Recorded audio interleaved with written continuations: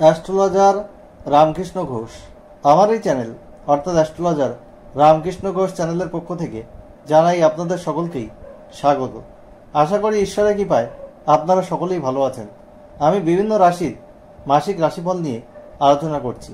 আজকে আমার আলোচনা সিংহ রাশির কয়েকটি ভবিষ্যৎবাণী, যা 100% সত্যি হবেই।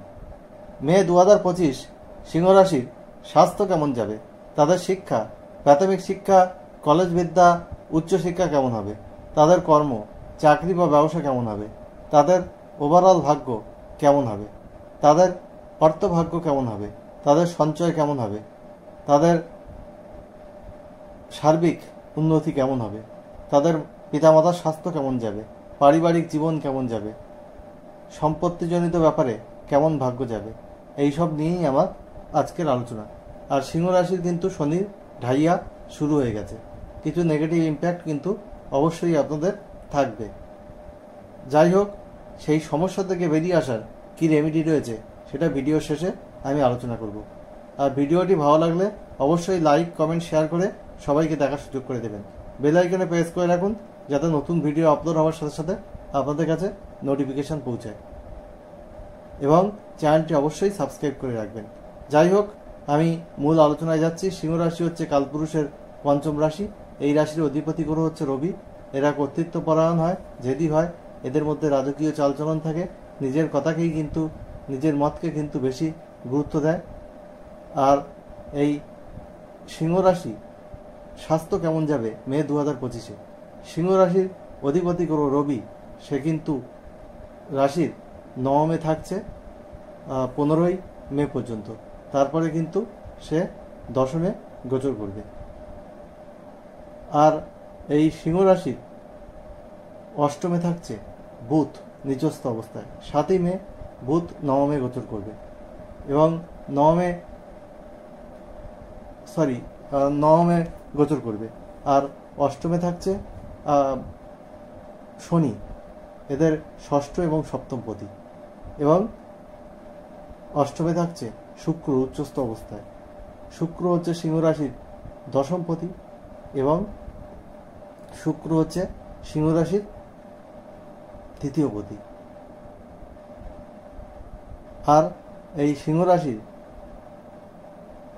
রাহু থাকছে অষ্টমে, কেতু আছে দ্বিতীয়। 18ই মে রাহু রাশিতে এবং কেতু কিন্তু সপ্তমে, রাহু সপ্তমে এবং কেতু কিন্তু রাশিতে গোচর করবে। তাহলে এই হলো ওভারঅল গোচর ফল। স্বাস্থ্য কিন্তু মোটামুটি ভালো যাবে, যেহেতু রাশির অধিপতি রাশির নবমে পরে দশমে গোচর করছে। কিন্তু অষ্টমে দ্বিতীয় পতি বুধ অবস্থান করার জন্যে কিছু সমস্যা, ঠান্ডা লাগার প্রবণতা, নাক কান গলার সমস্যা, টনসিল, এই জাতীয় কিছু সমস্যা দেখা যেতে পারে।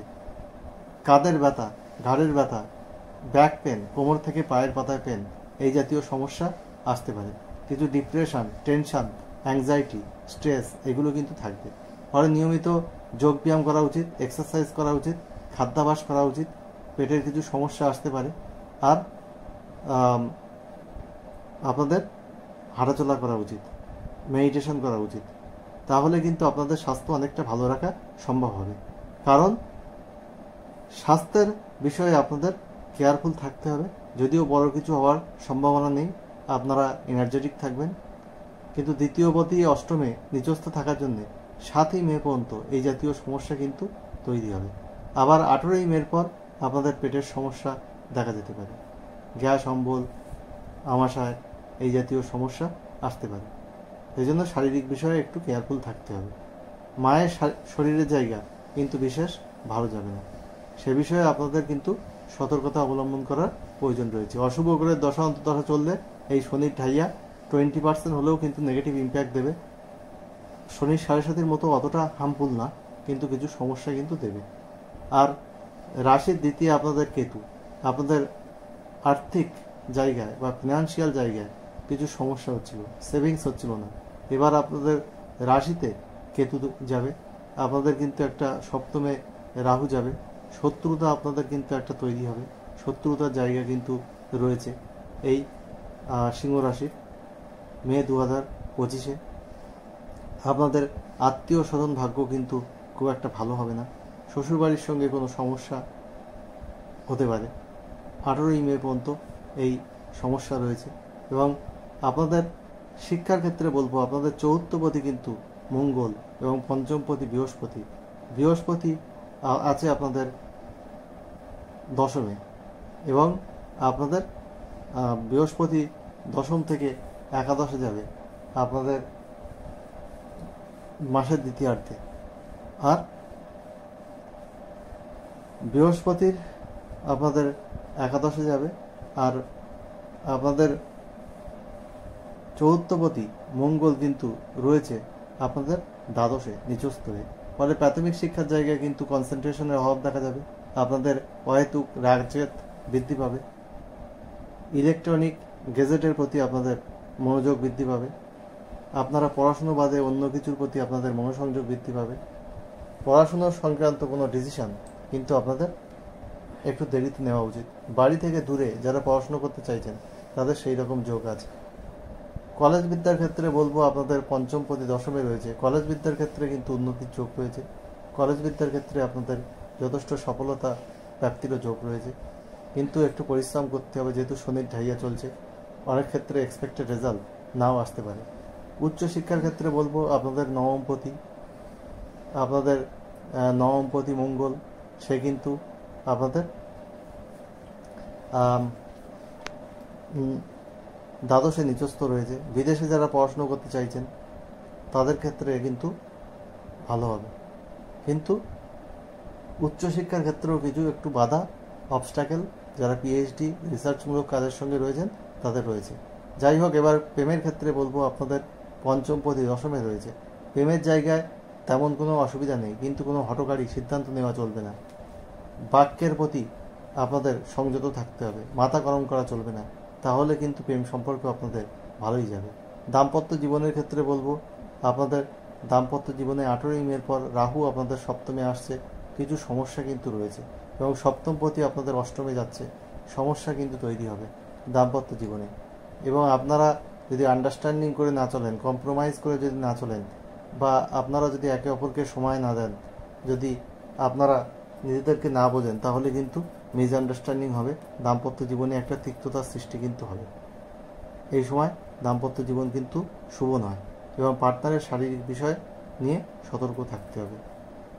আর আপনাদের কর্মের ক্ষেত্রে বলবো, আপনাদের কর্মপতি কিন্তু অষ্টমে উচ্চস্থ রয়েছে, এবং কর্মস্থানে আপনাদের পঞ্চমপতি বৃহস্পতির অবস্থান রয়েছে। আপনাদের দায়িত্ব কিন্তু পালন করতে হবে, আপনাদের পরিশ্রমী হতে হবে, মনোসংযোগ ঠিকঠাক রাখতে হবে, না হলে কর্মের জায়গায় কিছু সমস্যা কিন্তু আসতে পারে। কর্মের পরিবেশ কিন্তু অনেক সময় ভালো হবে না। আর যারা কম্পিটিটিভ এক্সামের জন্য তৈরি হচ্ছেন তাদের কিন্তু এই মে মাসটা যথেষ্ট ভালো বলা যায়। আপনারা চেষ্টা চরিত্র করে যান, চেষ্টা চালিয়ে যান, আপনাদের সফলতার যোগ কিন্তু এই মে 2025-এ রয়েছে, যারা সরকারি এক্সাম বা কম্পিটিটিভ এক্সামের ক্ষেত্রে তৈরি হচ্ছেন। আর যারা বেসরকারি কর্মের সঙ্গে যোগ রয়েছেন তাদের পদোন্নতি হতে পারে, তাদের প্রমোশন হতে পারে, কিন্তু আপনাদের যে দায়িত্ব সেটা কিন্তু পালন করতে হবে ঠিকভাবে, না হলে কিন্তু সমস্যা কম বেশি তৈরি হবে। আর ব্যবসার ক্ষেত্রে বলবো, আপনাদের সপ্তমপতি অষ্টমে, সপ্তমে রাহুর গোচর হচ্ছে, ফলে ব্যবসার জায়গায় যে খুব ভালো এরকম আমি বলতে পারছি না। ব্যবসার জায়গায় কিছু সমস্যা কিন্তু তৈরি হবে, এবং আপনাদের ইনভেস্টমেন্ট কিন্তু ধীরে ধীরে করতে হবে। একেবারে ইনভেস্টমেন্ট করে দিলেন তারপরে ব্যবসাটা ডুবে গেল, সেক্ষেত্রে কিন্তু কিছু সমস্যা আপনাদের ক্রিয়েট হবে। সেই জায়গাটা আপনাদের সতর্ক থাকতে হবে। পার্টনারশিপ বিজনেসের ক্ষেত্রে কেয়ারফুল থাকতে হবে। ব্যবসার জায়গায় খুব ভালো বলতে পারছি না, আবার খুব খারাপ যে এমনও নয়। আপনাদেরকে কাস্টমার ডিলিংস ঠিকঠাক করে করতে হবে। 7ই মের পর আপনাদের ব্যবসার জায়গায় কিছু উন্নতি লক্ষ্য করা যাচ্ছে। যাই হোক, আপনাদের কি করলে ভালো থাকবে, আপনাদের গোলাপি রং বেশি ব্যবহার করতে হবে, আপনাদের সবুজ রং বেশি ব্যবহার করতে হবে, আপনাদের হলুদ সোনালি রং বেশি ব্যবহার করতে হবে, লাল রং বেশি ব্যবহার করতে হবে, ক্রিম রং কম ব্যবহার করতে হবে, নীল আকাশি রং কম ব্যবহার করতে হবে, কালো ধূসর কম ব্যবহার করতে হবে, তাহলে আপনাদের পজিটিভিটি অনেক বাড়বে। আর প্রতি শনিবার নিরামিষ আহার করুন পশ্চিম দিকে মুখ রেখে। শনিবার সন্ধেবেলা সর্ষের তেলে কালো তিল দিয়ে প্রদীপ জ্বালান। আর শনি মন্দিরে মাঝে মধ্যে গিয়ে তির্যকভাবে শনি দেবতাকে প্রণাম করুন। আর এই শনির বীজ মন্ত্র প্রতিদিন পাঠ করুন 8 বার পশ্চিম দিকে মুখ রেখে খোলা আকাশের নিচে। ওং গ্রাম প্রিম প্রোম শনিশ্চরায় নমঃ। আর বুধের বীজ মন্ত্র প্রতিদিন পাঠ করুন 5 বার ওং গ্রাম প্রিম প্রোম সবুধায় নমঃ। আপনাদের যে সমস্যা রয়েছে সেই সমস্যা থেকে বেরিয়ে আসতে পারবেন। সিংহ রাশি কিছু সমস্যা রয়েছে, কিছু ভালো দিক রয়েছে। ভালো মন্দ মিলিয়ে জীবন। মে 2025 সব সিংহ রাশি মানুষের জীবন সুখ সমৃদ্ধি আনন্দে ভরে উঠুক, ঈশ্বরের কাছে এই প্রার্থনা করে আজ এখানেই শেষ করছি। আবার খুব তাড়াতাড়ি নতুন আলোচনা নিয়ে আমি আপনাদের সামনে হাজির হব। আপনারা সবাই ভালো থাকুন, এটাই কাম্য।